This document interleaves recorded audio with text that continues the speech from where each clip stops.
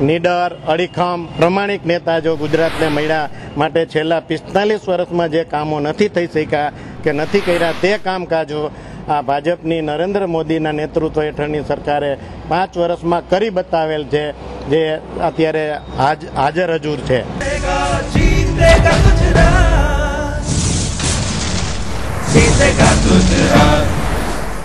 નરેન્દ્ર મોદી વિશે આપણે જોઈએ તો સારામાં સારા વિકાસના કામ કર્યા છે. બીજો નંબર, જે રીતે વિકાસનો દોર ને એના સમયમાં થતો હોય એવા છેલ્લા 45 વર્ષની અંદર હું માનું છું ત્યાં સુધી આવા વિકાસના કામ થયેલા નથી. ચેક ડેમોના લ્યો, રોડ, રસ્તા, જે આ તળાવની પાર ઉપર આપણે ઉભી રહ્યા છીએ, જ્યાં કરોડોના કામ શ્રી મોદીજીના નેતૃત્વની જે મ્યુનિસિપલ જે મહાનગરપાલિકાની અંદર ભાજપની સત્તા હોય એની અંદર પણ ખૂબ જ્યાં તમે નજર નાખો ત્યાં ભારતીય જનતા પાર્ટીના કામ થયેલા તમને નજરે આવશે. એટલે મુખ્યમંત્રી ખૂબ સારા છે ગુજરાતના, અને ખરેખર એને વિકાસના જે કામ કર્યા છે એ વખાણોને લાયક છે. અને હું મુખ્યમંત્રીશ્રીને અભિનંદન આપું છું કે ખરેખર આવા જ વિકાસના ગુજરાતની અંદર કામ કર્યું.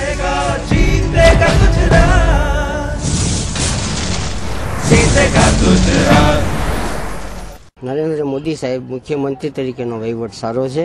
રસ્તા છે, ગામડાના સુધારણા છે, વીજળીની બાબત છે, ઘણું વ્યવસ્થા સારી કરી છે. સ્કૂલ છે એ સિવાય જે હમણાં કર્યું ને શરૂ છેલ્લું કન્યા કે ને છોકરીઓને મફત બસમાં મુસાફરી પાસ આપ્યા છે, એ બહુ અગત્યનું કામ કર્યું છે. અંદરથી તો બધા એમ જ કહેવા માંગે છે કે સારો જ છે, બહારથી કદાચ કોશિશ કરે દે કહેવાની કે આમ ને તેમ ને એના માટે બોલે, પણ મન તો પછી એમ જ કહે છે કે ખરેખર મોદીનો વહીવટ સારો છે. જીતેગા ગુજરાત.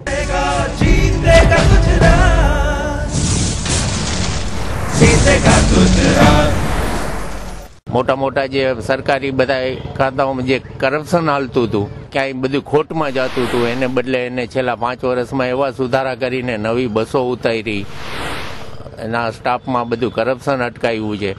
અને દરેક કચેરીઓમાં એને ઘણા સુધારા વધારા, નવા ફર્નિચર, આ તે બધું કર્યું. એના હિસાબે ભાજપ અને નરેન્દ્ર મોદીને બધા વખાણે છે.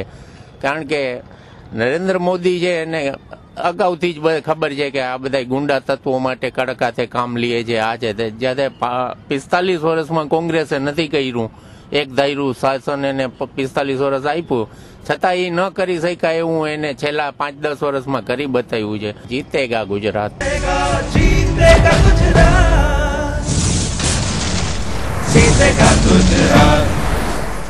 નરેન્દ્ર મોદી વિકાસને જ કેન્દ્રમાં રાખી અને નેતૃત્વ કરે છે, અને એની કોઠાસૂઝ છે, એના આગળ બાહોશ છે, નિપુણ છે, કાર્યદક્ષ છે, અને ભવિષ્યને રાષ્ટ્રીય કક્ષા સુધી નેતૃત્વ કરી શકે એવા બાહોશ અને એક વિરાટ માનવ સમાજને પોતાના પકડમાં રાખી શકે એવો મહાન નેતા છે, દીર્ઘદ્રષ્ટિવાળો છે. જીતેગા ગુજરાત.